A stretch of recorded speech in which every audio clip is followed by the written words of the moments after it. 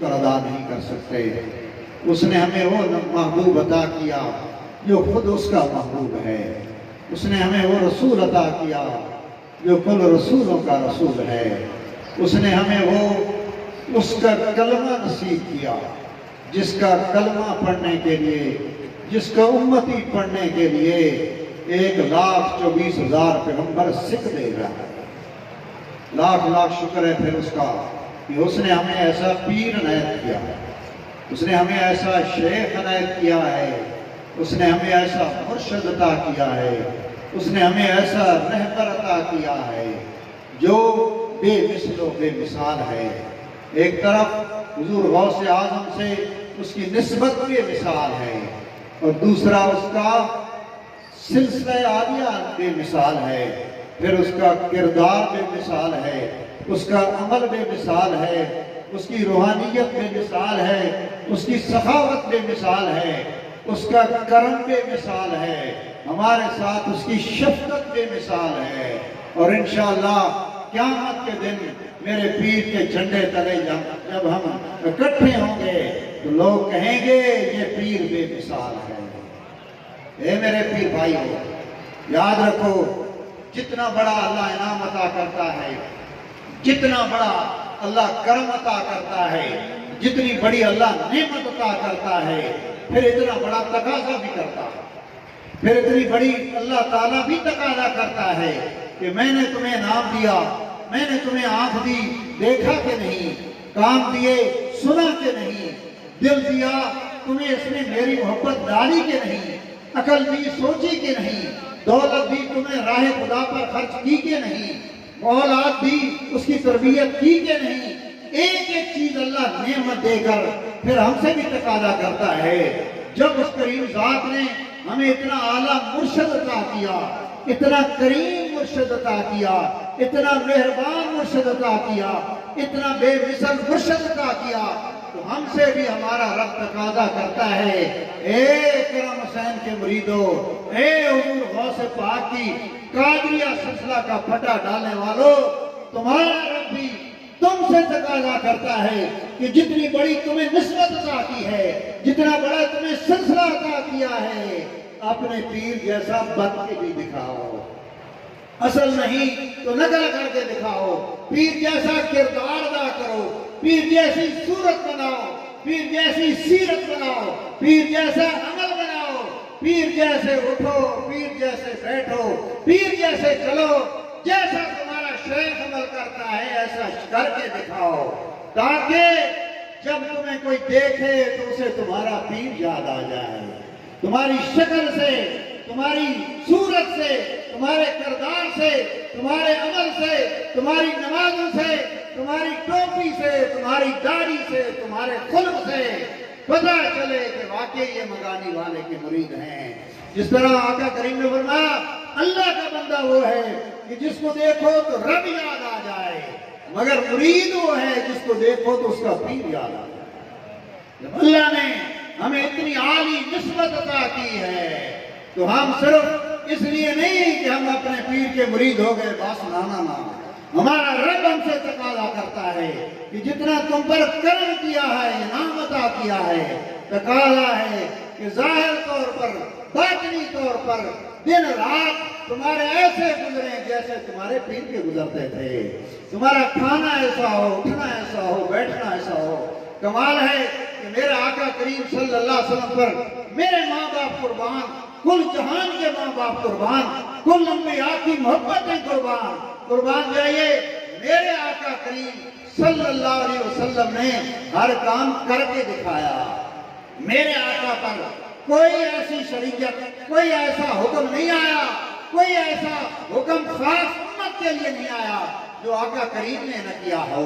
میرے آقا نے خود پہلے نماز پڑھی، پھر امت کو فرمایا، روزہ خود رکھا، زکوٰۃ خود دی، حج خود کیا، جہاد خود کیا۔ آمنہ کے لال نے ہاتھوں میں خود تلوار اٹھا کر، دو تلواریں اٹھا کر، زرہ پہن کر، گھوڑے کی ننگی پیٹھ پر سواری کر کے اللہ کے راستے میں جہاد کیا، خود سوکھے ٹکڑے کھائے، جو کھائے، گلی گلی جا کر اللہ کا پیغام پہنچایا، ساری سختی صحبتیں سہی، پھر ہمیں حکم دیا بےعینی اسی طرح میں ہمارے مرشد کریم نے ہمیں سب کچھ کر کے دکھایا یہ نہیں کہا کہ تم روزے رکھو تم نمازیں پڑھو تم داڑھی رکھو تم اخلاق والے بنو تم ایسا کرو نہیں ہمارے مرشد نے تمہیں سکھایا میری صورت اختیار کر لو جیسے آقا کریم نے فرمایا نا صلو کما رأیتمونی جس طرح مجھے نماز پڑھتے ہو دیکھتے ہو اس طرح نماز پڑھو ہمارے پیر نے کیسے حضور قبلہ عالم فرماتے کرتے تھے میرا پیر 13ویں سرکار شریعت کا بادشاہ تھا فرماتے شریعت کا بادشاہ تھا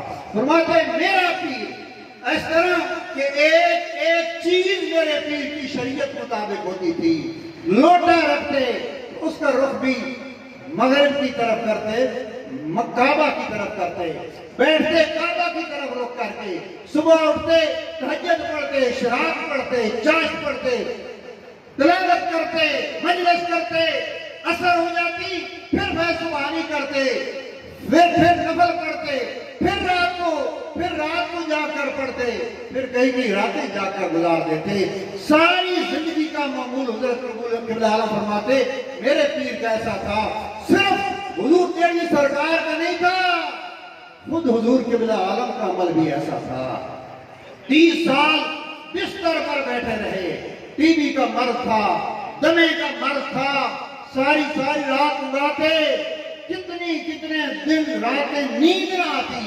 گولیاں کھاتے اسپتال میں داخل رہتے مگر اللہ کے فقیر نے ایک لمحہ بھی اللہ کی یاد سے غافل نہیں گزارا کبھی ایسا نہیں ہوا کہ میرے اور آپ کے پیر نے تہجد نہ پڑے ہوں ایسا کبھی نہیں ہوا نماز کو بجا قوابین اوابین چاش کتنے نوافل آج اس ڈائری میں ذکر کیے ہیں حضور پیر محمد طاہر حسین نے سارے کے سارے وہ عمل وظائف اور آج حضور قبلہ عالم خود ادا کرتے تھے اور مان جائیے اس بستی کو اس جگہ کو جب میرے اور آپ کے پیر نے آباد کیا اس بستی میں کیا خوبی تھی کوئی شہر تھا کوئی یونیورسٹی تھی کوئی تعلیمی جگہ تھی کوئی اس پر روزی کے سامان تھے ذرائع تھے کچھ نہ تھا نہ روزی کے ذرائع تھے نہ لوگ آتے تھے نہ کوئی پڑھنے کی جگہ تھی نہ درس تھا نہ سکول تھا کچھ نہ تھا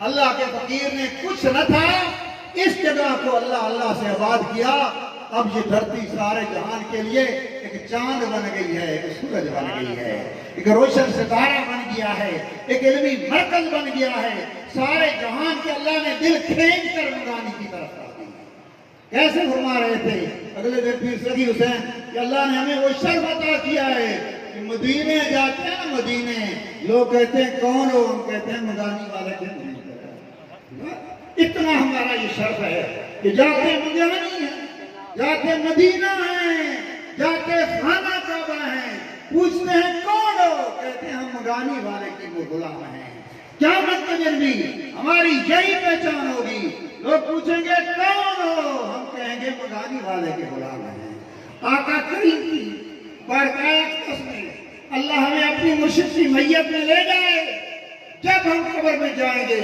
جب ہم محشر میں جائیں گے یہی ہماری پہچان ہے میرے آقا آپ سے پوچھیں مجھ سے پوچھیں سب سے پوچھیں کون ہو تو کہنا ہم مدانی والے کے غلام ہیں یہی ہماری پہچان ہے یہی ہمارا سب سے بڑا سرمایہ ہے یہی ہمارے لیے سب سے بڑی اللہ کے انعام اور عزتیں ہیں جو اللہ نے ہمیں ایسا پیر عطا کیا ہے ہاں ضرورت اس بات کی ہے بھائی ہم بھی عمل ہیں ہم بے کردار ہیں ہمارے پاس نمازیں نہیں دین نہیں علم نہیں اخلاص نہیں کردار نہیں یہ ساری چیزیں ہم نے چھوڑ کے رکھ دی ہیں آتے ہیں بے شک ہمیں اپنے پیر سے خاص محبت ہے جو کھینچ کے لاتی ہے مگر کتنے لوگ ہیں جنہوں نے اپنے پیر جیسی صورتیں بنا رکھی ہیں کتنے ہیں نوجوان کتنے ہیں بوڑھے جنہوں نے داڑھیاں رکھی ہیں اگر میں کہوں کہ ہاتھ کھڑا کرو کتنے لوگ جو تہجد پڑھتے ہو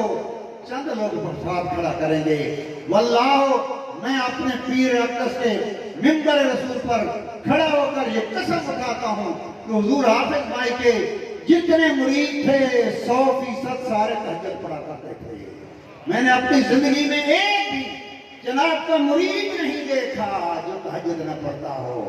آج تو ماشاءاللہ خلیبے ایسے ہیں جو نماز نہیں پڑھتے، ایسے ہیں نعت خان جو نماز نہیں پڑھتے، مولوی نماز نہیں پڑھتے۔ یہ وہ بدترین وقت آن پہنچا ہے جس دور کے پیر بے نمازی ہیں، جس دور کے مرید بے نمازی ہیں، جس دور کے نعت خان بے نمازی ہیں۔ اس عمل سے، اس دور سے اگر آپ نے کامیاب ہو کر گزرنا ہے تو پیر کی راہ اختیار کرو، پیر کا طریقہ اختیار کرو، پیر کی سنت اختیار کرو۔ اگر تم ظاہری داعی نہیں رہ سکتے اور پیر کے پیچھے کیا قربانی دو؟ اگر تم نمازی ہی نہیں ہو پھر کیا فائدہ تمہارا بیعت کرنے کا؟ میں ابھی پڑھ رہا تھا، حضور قبلہ عالم نے اپنی ڈائری میں لکھا اور آج میں لکھا کہ اگر تم روز وظیفہ نہیں کرتے جو تمہیں تمہارے پیر نے عطا کیا ہے تو دوبارہ جا کر بیعت ہو۔ ایک دن بھی اگر پیر کا بتایا ہوا وظیفہ نہیں کیا تو دوبارہ جا کر بیعت ہو۔ کیوں؟ سارے وظائف نماز کے بعد ہیں، نماز کے بعد کلمہ، نماز کے بعد قل اللہ شریف، نماز کے بعد سارے نوافل ہیں۔ جب ہم نمازی نہیں پڑھیں گے وظائف کیا؟ جب آپ نمازی ہی نہیں، نمازی کیا ہے؟ بے نمازی ہے۔ بے نمازی کیا ہے؟ پلید ہے۔ پلید کیا ہے؟ کتا ہے۔ کتا کیا ہے؟ جنگلی گدھا ہے، سور ہے، اس طرح کرتا ہے۔ نماز اگر ہماری تمہارا سینہ ہی پاک نہیں، کپڑے پاک نہیں، دل پاک نہیں، اللہ کا نور تمہارے دل میں کیسے آئے گا؟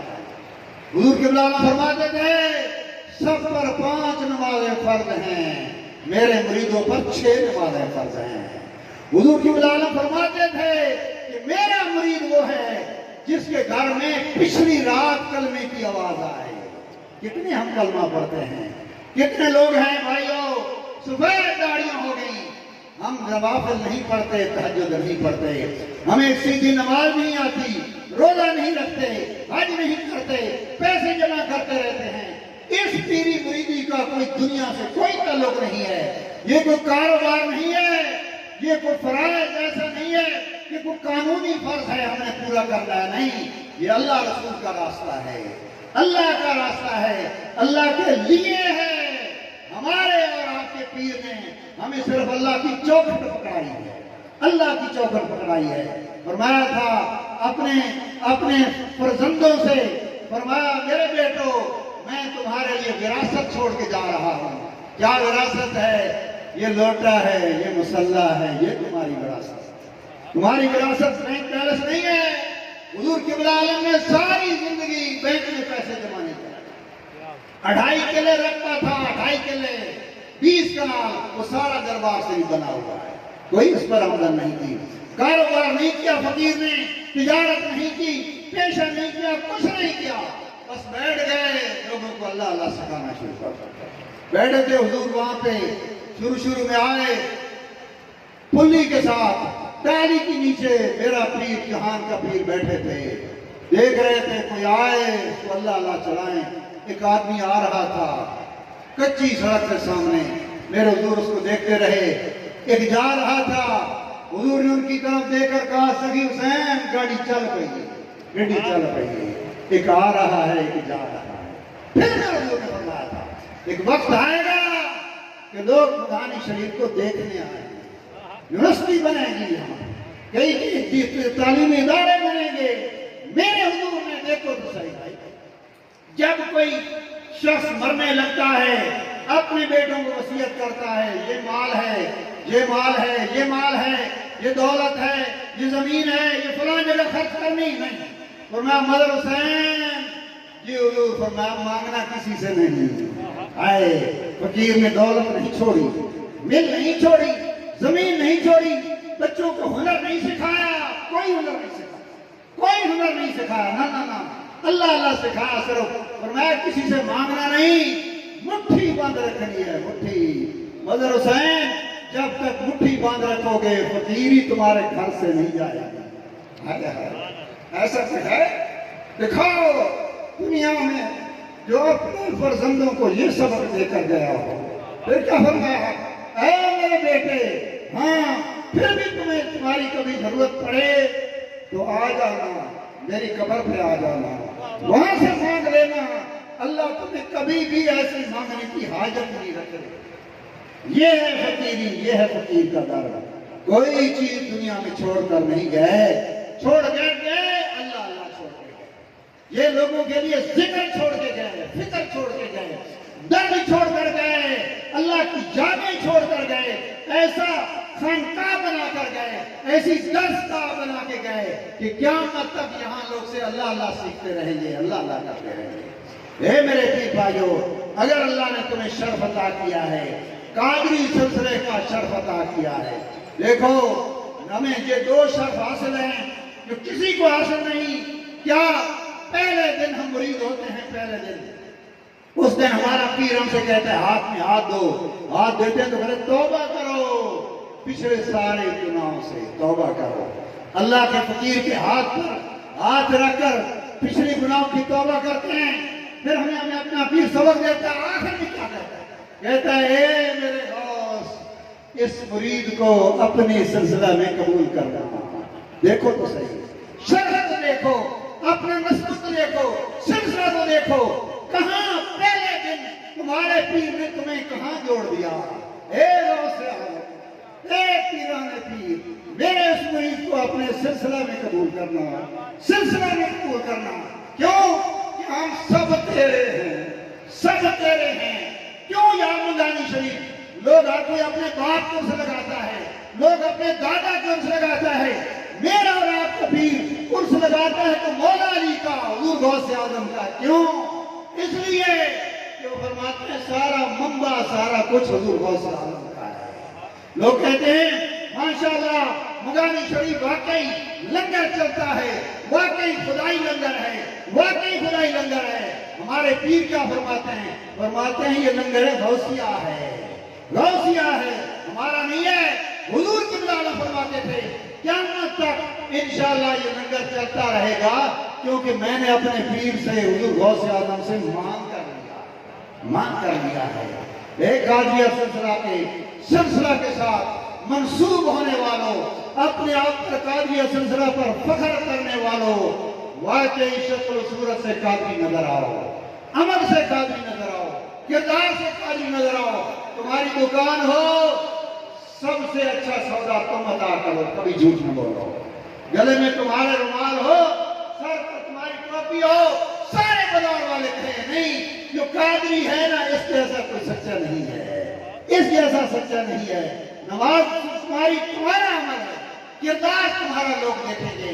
جب تم اس حال میں ریڑی پر ہو، دکان پر ہو، ڈرائیور ہو، جہاں کردار دکھاؤ گے تو وہ کہیں گے جس کا یہ مرید ہے اس پیر سے ہمیں ملنا چاہیے۔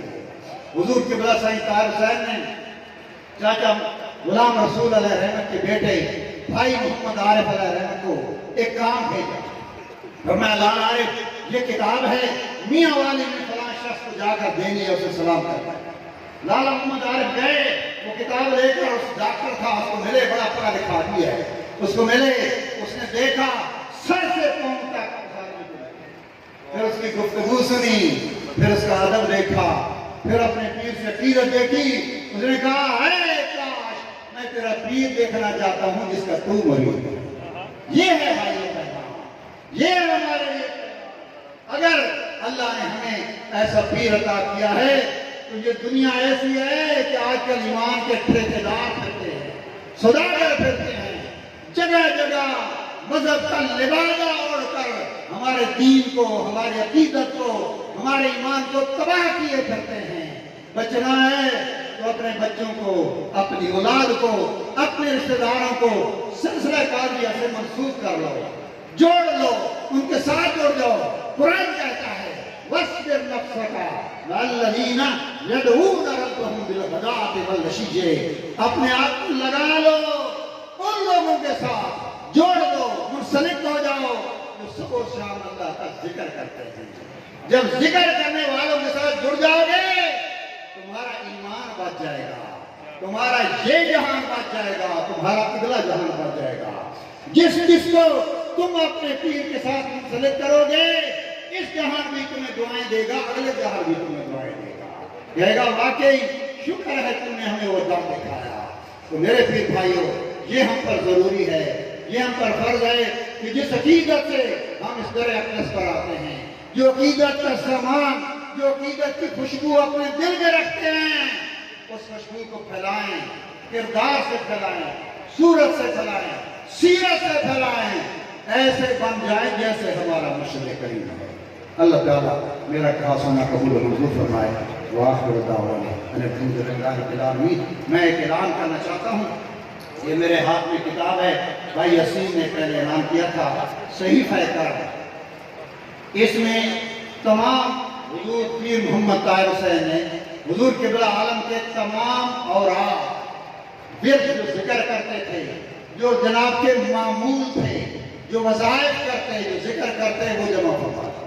قادریہ سلسلہ کے تمام وظائف اس میں جمع کر دیے، نفل کس طرح پڑھتے تھے، اشراق کس طرح پڑھتے تھے، تہجد کس طرح پڑھتے تھے، پھر جو جو ضرورتیں جس مریض کو پیش آتی حضور قبلہ عالم پر رزق کے لیے فرماتے، کسی اللہ کے بندے کی زیارت کے لیے فرماتے، کسی اور مشکل کے لیے فرماتے، جتنی دعائیں ہیں، جتنے وظائف ہیں، جتنے اذکار ہیں، اس چھوٹے سے پاکٹ میں جمع کرتے۔ میرے حضور قبلہ عالم نے فرمایا کہ اس طرح کرو کہ تاکہ یہ وظائف اذکار کی کتابیں تمہارے ساتھ تمہارے کفن میں جائیں، اس طرح بناؤ، اس کو ساتھ رکھیں۔ بہت قیمتی ناجاب چیز ہے جو حضور نے ہمارے لیے مرتب کی ہے۔ حضور پیر محمد طاہر حسین کی ہمیشہ سے یہ کاوش ہے، یہ کمال کا کرم ہے کہ ہمیشہ ہم اپنے پیر بھائیوں کے رہنمائی کے لیے سامان بناتے رہتے ہیں، پیر بھائی کی رہنمائی کے لیے کتابیں لکھتے ہیں۔ ان کا ایک لگن ہے، شوق ہے، اپنے پیر و مرشد دیے ہوا تفکر ہے، تو چاہتے ہیں کہ اپنے پیر بھائیوں تک پھیلتا رہے۔ تو یہ ایک صحیفہ ہے، اس کو پاکٹ کہتے ہیں، پاکٹ میں ہے، چھوٹا سا جیب میں آنے والی پاکٹ بک ہے، چھوٹی سی کتاب ہے، 100 روپے صرف اس کا ہدیہ ہے۔ تمام میرے پیر بھائی اس کو ضرور خرید لیں۔ اللہ تعالیٰ